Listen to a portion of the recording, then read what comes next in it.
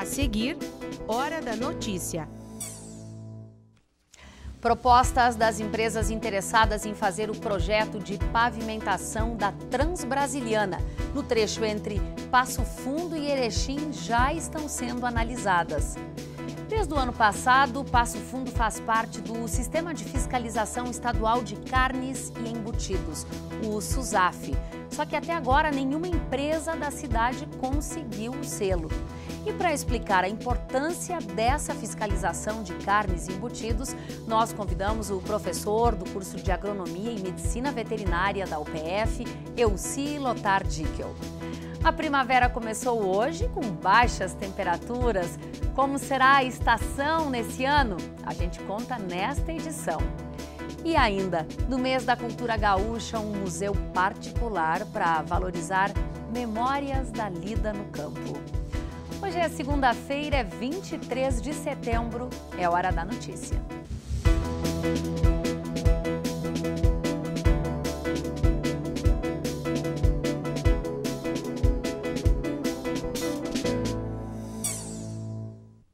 Trinta e duas empresas apresentaram propostas para fazer estudos e projetos de pavimentação da Transbrasiliana. A gente está falando daquele famoso trecho entre Passo Fundo e Erechim. A abertura dos envelopes foi na quinta-feira, véspera de feriado aqui no Rio Grande do Sul. Bom, nesse momento, as propostas das empresas estão sendo analisadas em Brasília.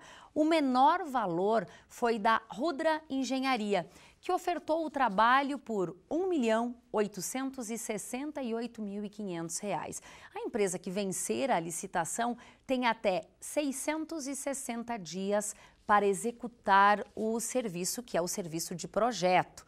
Bom, o prazo começa a valer assim que a decisão for publicada no Diário Oficial da União. Ainda no final do ano passado, Passo Fundo foi incluído no Sistema de Fiscalização Estadual de Carnes e Embutidos. Isso significa que os produtores podem comercializar os produtos além dos limites de seus municípios e assim ampliar os negócios. Mas até agora, nenhuma empresa de Passo Fundo conseguiu o selo. Alguns produtores dizem que existe muita burocracia. Entenda este caso na reportagem. O seu Mauri trabalha com embutidos há décadas e decidiu que era a hora de expandir o negócio. Mas não foi tão fácil.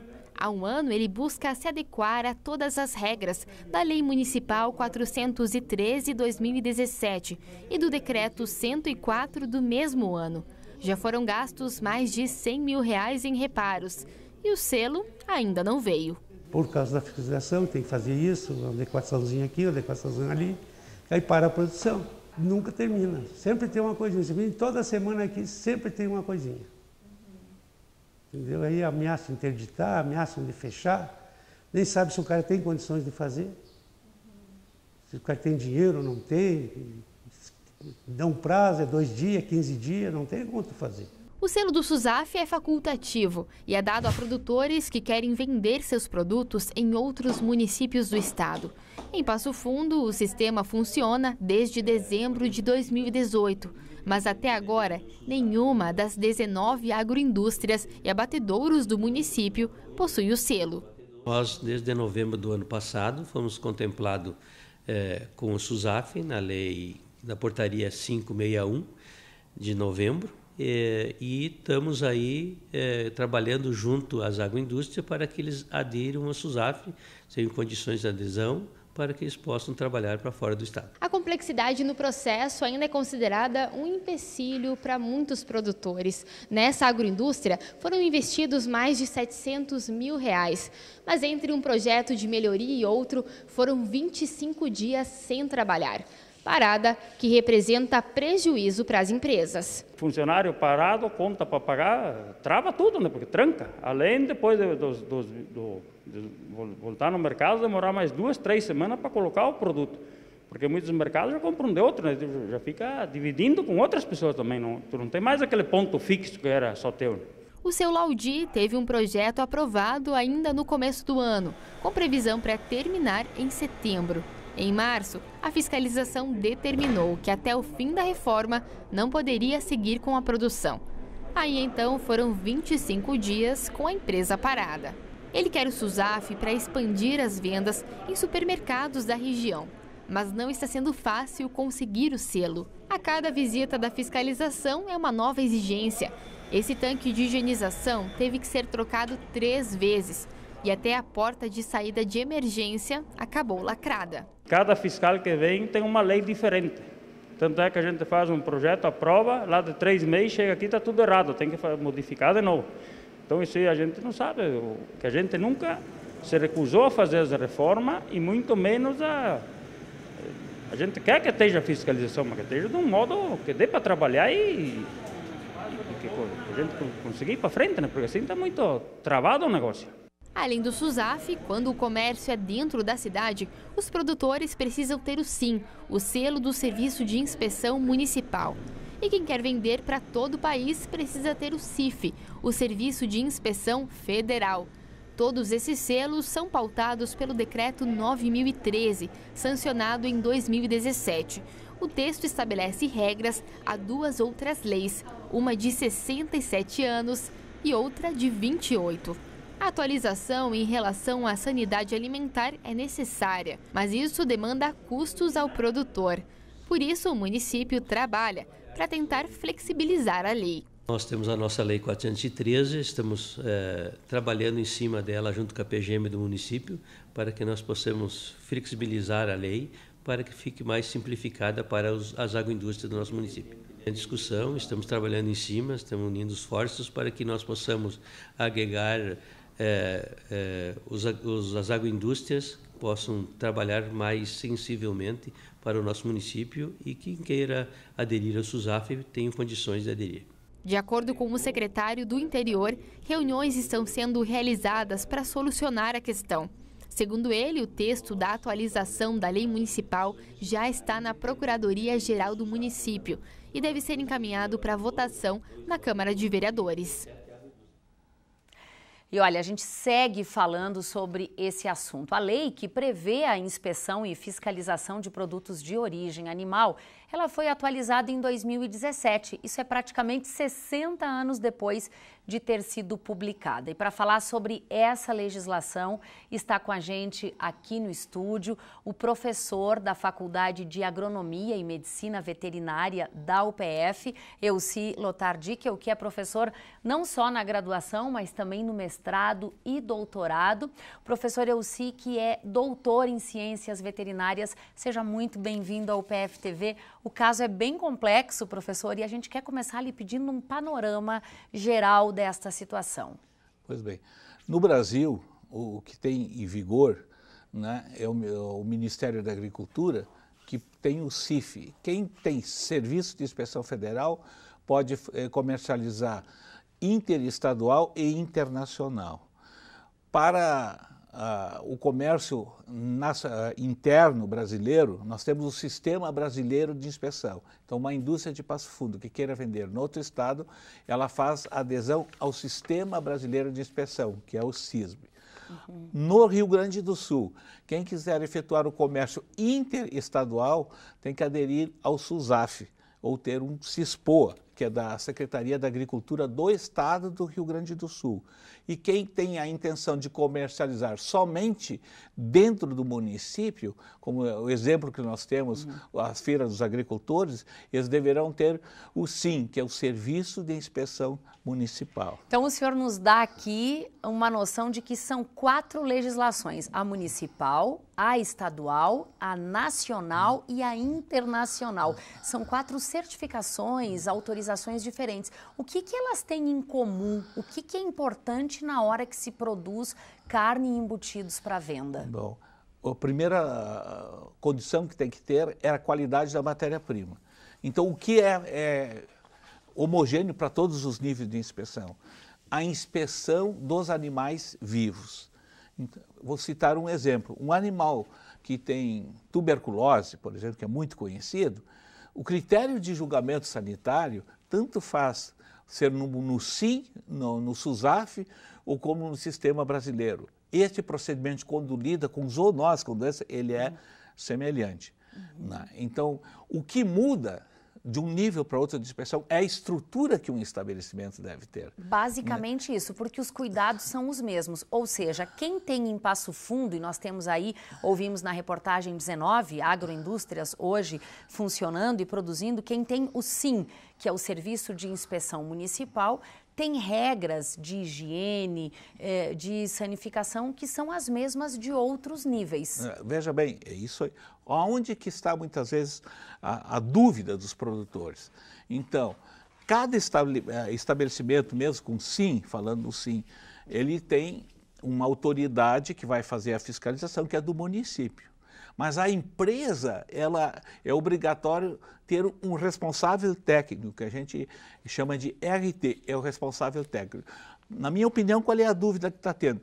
O responsável técnico ele tem que ter uma contribuição maior, na minha opinião, perante a indústria. Ele é que tem que orientar o produtor com relação à documentação e com relação aos aspectos higiênicos sanitários do seu estabelecimento. Na sua visão, professor, com relação a isso que a gente viu na matéria, qual é a recomendação que o senhor daria a esses produtores? Contratar um responsável técnico que é preparado para tal função, que muitas vezes não só para preencher aspectos burocráticos, mas a atribuição... Na prática mesmo? Na prática, ele tem que saber elaborar um memorial descritivo, tem que ter conhecimento de higienização, de sanitização, né? Porque o produtor, a função dele é produzir. E ele então tem que se assessorar de um profissional que entenda. E esse profissional tem condições de fazer a interface com o serviço de inspeção, conversar quais são os problemas. É descabível no propósito, que conforme eu presenciei, de um profissional para liberar, precisa, assim, uma diversidade tão grande de opiniões. Também os órgãos que são os certificadores, o Estado, ele também deve ter um profissional que tem uma padronização. Não pode uma semana um profissional ter uma opinião sobre um determinado equipamento e na outra semana ter outra opinião. Isso aí não pode. Também estas pessoas deverão ter um preparo para não ocorrer, porque as instalações, os equipamentos são caros para se fazer e demanda tempo. Então isso não pode, tem que ter uma padronização de procedimentos e de critérios. Não pode ter toda hora estar trocando de procedimentos. Aí trava todo o processo e os produtores têm razão de reclamarem desses aspectos. Por isso que eu volto a dizer, eles têm que ter um bom responsável técnico que converse com as autoridades de cada nível de inspeção, o SUSAF, o CISB, para que se tenha um ambiente harmônico de trabalho. É isso que nós precisamos. O senhor me contava há pouco que em reunião que o senhor participou no ano passado eram 24 agroindústrias no município. Hoje são 19. Quer dizer, esse formato de trabalho dificulta a vida do produtor e impede que se gere mais renda. Com certeza. Eu particularmente, minha opinião, até por a minha origem, eu defendo esse sistema. Jamais o Serviço Oficial do Ministério da Agricultura terá condições de fiscalizar todos. Não pode. Nem o Estado, não pode. Tem o município. Então, todos têm que ter, só tem que ter uniformidade. O sistema ele é muito interessante para a economia do município, do grande, do médio e do pequeno. Né? Só que tem que encontrar um ponto de equilíbrio nesse sistema. Que facilite para todo mundo, sem desrespeitar as regras, obviamente. Lógico. Agora, o produtor, por suas vezes, ele sabe que quando ele vai lidar com a agroindústria, ele está lidando com um produto altamente perecível. Diferente, eu vou fazer uma analogia assim bem. Uma coisa é você lidar com feijão, batatinha, aipim, essas coisas, tem um risco sanitário. Agora, quando você passa a trabalhar com embutidos, os desafios são os outros microbiológicos, os riscos cuidados são ainda maiores. Então, ele tem que ter um preparo, ele tem que, quando não sabe, buscar a ajuda de um profissional que saiba fazer isso aí. Obrigada. E a gente buscou a sua ajuda aqui justamente para nos fazer entender melhor esse assunto. Professor, muitíssimo obrigada. Uma boa semana de trabalho. Muito obrigado, estarei sempre à disposição para contribuir. Olha, a primavera começou hoje, depois do intervalo, a gente vai te falar como deve ser esta estação. Nós já voltamos.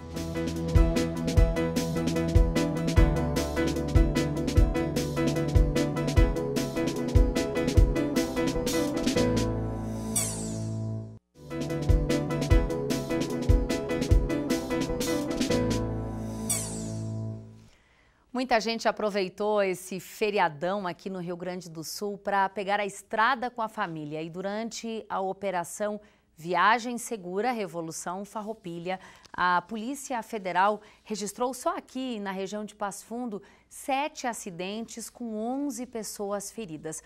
Uma delas em estado grave. Não há mortos neste feriadão por causa do trânsito. O consumo de álcool, como sempre, preocupa. Dos 399 testes de etilômetro, 9 deram positivo, só que 12 pessoas foram multadas por não terem feito teste. Uma delas foi presa depois de se envolver em um acidente. A primavera chegou e o fenômeno meteorológico El Niño perdeu a força no Oceano Pacífico.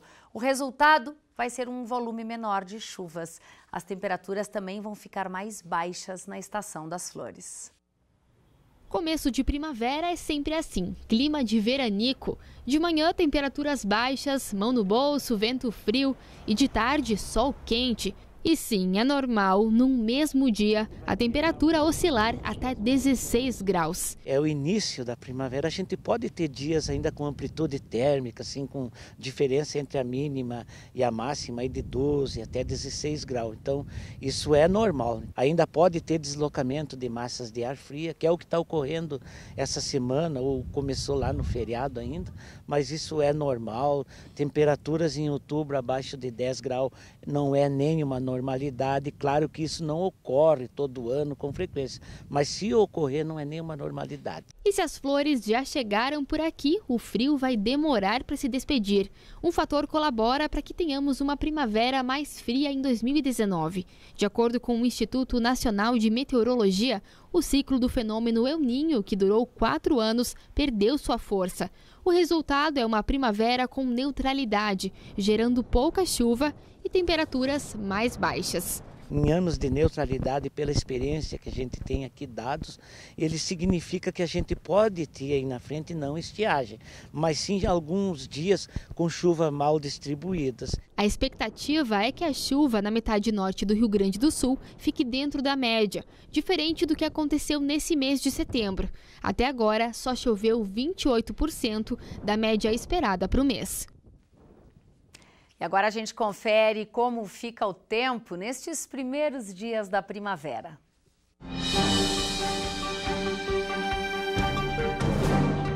Na terça-feira tem pancadas de chuva à tarde e à noite, máxima de 19 graus, mínima de 8. Na quarta-feira, sol com muitas nuvens durante o dia e períodos de céu nublado, máxima de 20 graus, mínima de 10. A comunicação começa desde muito cedo, com o choro da criança, gritos, caretas. Aí depois vem as primeiras palavras, as primeiras frases. Só que às vezes isso demora para acontecer e pode ter consequência na vida adulta. No programa Universidade Aberta de hoje, que vai ao ar aqui pela UPF-TV, a gente vai te mostrar um projeto de extensão da universidade que procura identificar e corrigir alguns problemas de fala. É hoje, às 8 horas da noite. As memórias preservadas através do tempo permitem as identidades de um povo. E o que é um povo sem história? E o que é história sem memórias? Você vai conhecer agora um guardião de memórias envolvido em um sentimento de saber, preservar e garantir os costumes aqui do Rio Grande do Sul. Basta olhar para os lados. Não é preciso muito tempo de conversa para saber que ele é um guardião de memórias. Isso aqui é uma mala de capa. Então todo gaúcho, cavaleiro que vai sair para uma viagem, uma coisa, ele tem que levar capa. Devido ao mau tempo, a chuva, o frio. Então ele enrola ela e põe aqui, prende e põe nos aperos, põe nos arreios atrás. Esse aqui o cavaleiro levava, aqui só ervas, café, alguma coisa que ele precisava, ele colocava nesses alforjes aqui, botava nos arreios e levava para a viagem. Tudo aqui tem história, significado e importância. Põe aqui a pipoca, põe a graxa e põe no fogão. Pode ser uma simples panela de ferro, quem sabe a velha cambona, nome oficial desta lata presa por um arame, usada para esquentar a água nas tropiadas. Ou então, os reluzentes estribos e esporas dos cavalos do tempo do Império. E eu gosto da tradição, eu gosto do gauchismo, então eu sempre consegui ter as coisas, compro, ganho, troco. Ele viveu no interior até os 12 anos. O carinho pela tradição gaúcha não foi algo que passou de pai para filho. Meu pai não usava muito tradicionalismo, ele nunca usou uma bombagem, ele nunca frequentou um CTG. E como é que o senhor pegou gosto? Isso aí vem, eu acho que, do meu avô. O meu avô usava bombacha, era carreirista, morava em Campo do Meio, e eu ia lá e montava os animais para ele. Eu era piatinho, 12 anos. E foi por causa deste sentimento, valorizado ainda nos tempos de guri, que o Delmídio acabou se tornando um guardião de objetos antigos. Nada passa despercebido ao olhar curioso dele. O pessoal, às vezes, não dá importância para as coisas antigas, e eu dou importância. Então, tu chega numa casa, tu fala com a pessoa, isso aí tá jogado aí. E eu pego, recupero e trago para cá. Ele não sabe bem ao certo há quanto tempo tem tudo isso. Apenas vai guardando. São 2 salas na própria casa para todos estes objetos. Tudo está muito bem organizado, mas nada foi catalogado ainda. Tem muita coisa. Aqui tem, acho que mais de 500 peças aqui, que eu nunca cataloguei. Em uma das salas, uma parede com 18 gravuras retratando os usos e costumes no Rio Grande do Sul do artista francês Jean-Paul Debré. A cada centímetro que o olhar percorre, é possível fazer uma nova descoberta, seja na indumentária do gaúcho, nas armas antigas, nas ferramentas simples da lida do campo. Esse aqui é o guiso, então ele tinha para o carroceiro tocar o boi.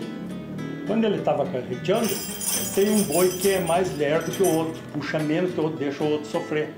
Aí ele dava uma chacoalhada assim e cutucava e o boi andava.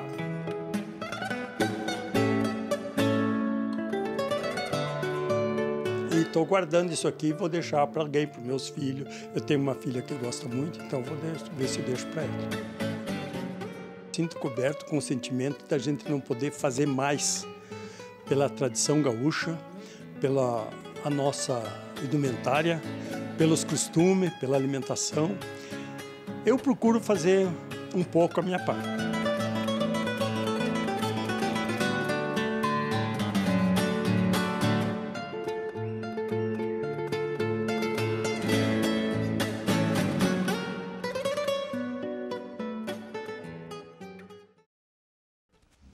Essas foram as informações de hoje. O Hora da Notícia repete à noite, às 7h30 e às 10h30.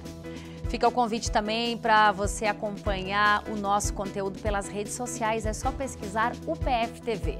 O Hora da Notícia volta amanhã ao vivo, ao 12h30. Um ótimo início de semana para você.